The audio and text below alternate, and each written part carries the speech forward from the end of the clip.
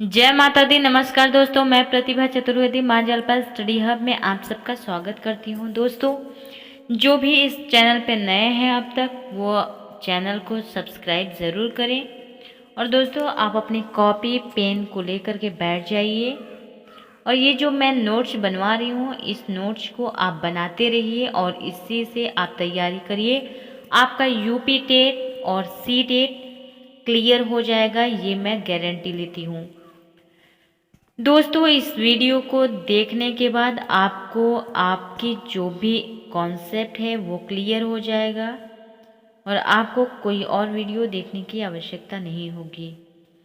दोस्तों, बस आप ये बनाए रखिए कि आप इस वीडियो को एक बार, दो बार या तीन बार, जैसा भी आपको ज़रूरत पड़े, यानी कि आपको अगर समझ में एक बार में नहीं आ रही है, दो बार में नहीं आ रही है, तीन बार में नहीं आ रही है, तो आप इसे बार बार देखिए, आपको समझ में आ जाएगा। और आपको कुछ और पढ़ने की ज़रूरत नहीं है, बहुत ज़्यादा पढ़ने की ज़रूरत नहीं है। बस आप यही वीडियो देखिए, आपका कॉन्सेप्ट क्लियर हो जाएगा और मैं गारंटी लेती हूँ आपका यूपी टेट क्लियर हो जाएगा। यूपी टेट में ये बाल विकास से संबंधित है, जो कि आपका बाल विकास में 30 में से 30 नंबर लाने में कारगर साबित होगा। दोस्तों, ऐसे ही वीडियो हम हिंदी और इंग्लिश और आपका मैथ्स, ईवीएस, ये सारे के सारे आपके कंटेंट्स आएंगे। आप इसको बस लाइक शेयर करते रहिए। दोस्तों, मैं अपने बातों को यहाँ पे विराम देते हुए अपने टॉपिक्स पे चलते हैं। दोस्तों, आज का हमारा टॉपिक है प्रशिक्षण के स्थानांतरण। जबकि हमने कल पढ़ा हुआ था चिंतन और समस्या का समाधान। ये दो टॉपिक हमने कल पढ़ा हुआ था, जो कि बाल विकास से संबंधित है। तो आज हम पढ़ेंगे प्रशिक्षण के सिद्धांत, अधिगम या प्रशिक्षण के स्थानांतरण का सामान्य अर्थ। दोस्तों, चलिए हम अपने देखते हैं कि अधिगम या प्रशिक्षण के स्थानांतरण का सामान्य अर्थ क्या होता है। किसी एक परिस्थिति में अर्जित ज्ञान, आदित्यक दृष्टिकोणों तथा अन्य अनुप्रयोगों का किसी अन्य परिस्थिति में प्रयोग करना अधिगम या प्रशिक्षण के स्थानांतरण कहलाता है।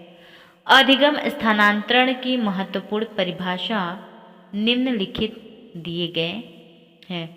दोस्तों, यहाँ पे स्थानांतरण की कुछ परिभाषाएं दी गई हैं, जो कि आप यहाँ देख सकते हैं। मैं आपको बता दूं कि सोरेशन ने अपनी भाषा में परिभाषित करते हुए कहा है कि स्थानांतरण एक परिस्थिति में अर्जित ज्ञान, प्रशिक्षण और आदतों का दूसरी परिस्थिति में स्थानांतरित किए जाने की चर्चा है।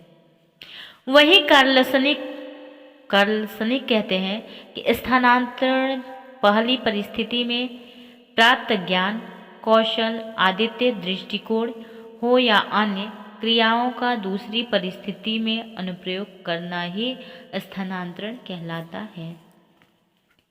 इन सभी के द्वारा हम स्पष्ट रूप से कह सकते हैं कि एक परिस्थिति में सीखे हुए ज्ञान, कौशल, आदतों आदि का अन्य परिस्थिति में प्रयोग ही अधिगम का प्रशिक्षण का स्थानांतरण कहलाता है।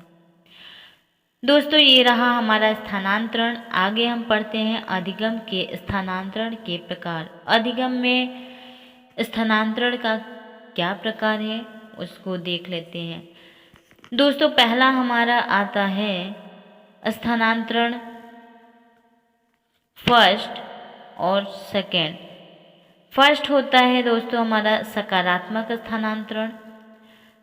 एक परिस्थिति में अथवा एक विषय में सीखा गया ज्ञान किसी नवीन परिस्थिति या किसी विषय को सीखने में सहायता प्रदान करती है, तो उसे सकारात्मक स्थानांतरण कहते हैं। उदाहरण के लिए हम यहाँ देख लेते हैं, जो व्यक्ति साइकिल चलाना सीख जाता है उसे बाइक चलाने में भी आसानी रहती है। बाइक चलाना आसानी से सीख जाता है। वही हमारा सेकंड है नकारात्मक स्थानांतरण। नकारात्मक स्थानांतरण जब एक परिस्थिति में सीखा गया ज्ञान नवीन ज्ञान के सीखने में बाधा उत्पन्न करता है तो उसे नकारात्मक स्थानांतरण कहते हैं। साफ साफ शब्दों में दोस्तों ये ध्यान दीजिए कि अधिगम का स्थानांतरण सकारात्मक और नकारात्मक दो होते हैं। जो कि सकारात्मक स्थानांतरण वह स्थानांतरण होता है जो कि वो सहायता प्रदान करता है, यानी नवीन परिस्थिति या विषय को सीखने में सहायता प्रदान करता है, और वही नकारात्मक है तो वो क्या करता है, बाधा उत्पन्न करता है। उदाहरण के लिए नकारात्मक को देख लेते हैं कि नकारात्मक स्थानांतरण का उदाहरण क्या है। यदि किसी अमेरिकन को जीवन भर बाएं हाथ से गाड़ी चलाई हो, अगर भारत में आकर उसे दायां हाथ से गाड़ी चलानी पड़े तो उसका पहला प्रशिक्षण नई स्थिति में बाधा उत्पन्न करेगा। वही शून्य स्थानांतरण। शून्य स्थानांतरण दोस्तों वह स्थानांतरण है जो जब एक कार्य का प्रशिक्षण दूसरे कार्य को सीखने में न तो सहायता करता है और न ही बाधा उत्पन्न करता है, तो इस प्रकार के प्रशिक्षण को शून्य स्थानांतरण कहते हैं। शून्य अंतरण का एक कारण यह भी हो सकता है कि पहले कार्य की प्रकृति का दूसरे कार्य की प्रकृति से कोई संबंध ही ना हो। जैसे भूगोल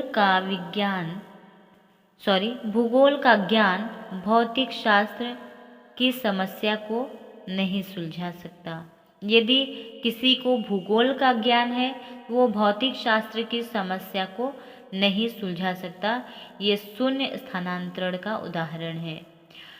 दोस्तों अधिगम स्थानांतरण के सिद्धांत। मानसिक शक्तियों अथवा औपचारिक अनुशासन का सिद्धांत। इस सिद्धांत के अनुसार मस्तिष्क में विभिन्न प्रकार की शक्तियाँ होती हैं, जैसे तर्क शक्ति, विचार शक्ति, कल्पना शक्ति, स्मरण शक्ति, निर्णय शक्ति आदि। यह सभी शक्तियाँ विशिष्ट प्रकार की होती हैं तथा स्वतंत्र रूप से कार्य करती हैं।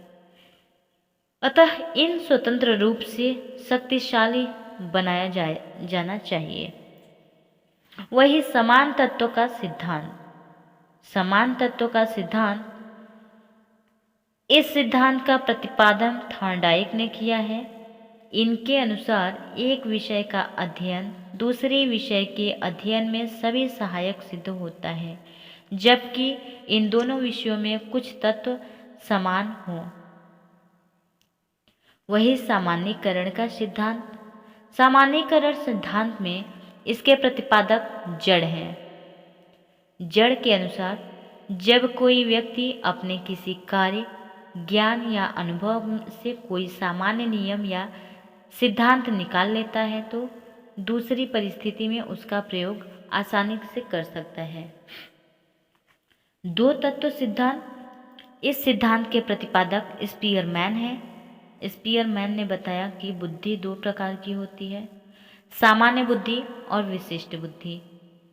आमतौर पर जीवन में सामान्य बुद्धि का ही उपयोग किया जाता है तथा जहाँ तक विशिष्ट बुद्धि का प्रश्न है वह हर व्यक्ति में भिन्न होती है। स्पीयरमैन के अनुसार अंतरण विशिष्ट योग्यता में न होकर सामान्य योग्यता में होता है।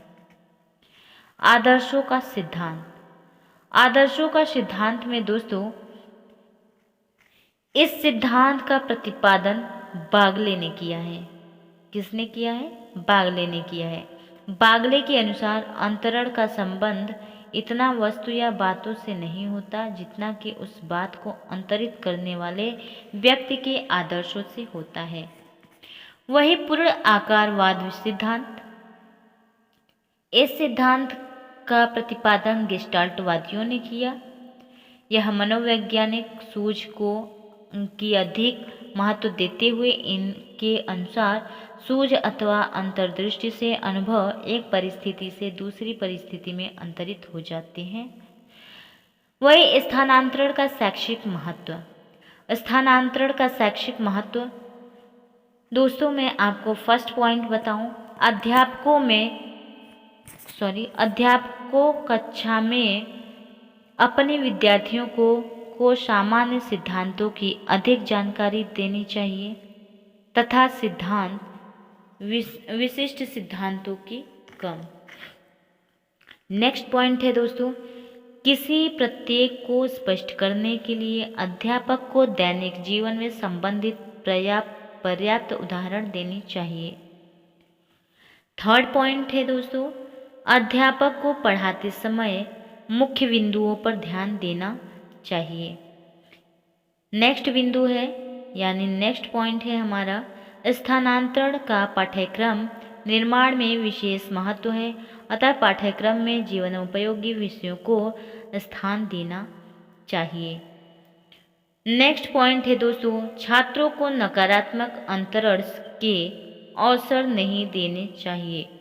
छात्रों को नकारात्मक अंतरण के अवसर नहीं देने चाहिए। नेक्स्ट पॉइंट है दोस्तों, छात्रों से अधिक सामान्यकरण करवाने चाहिए।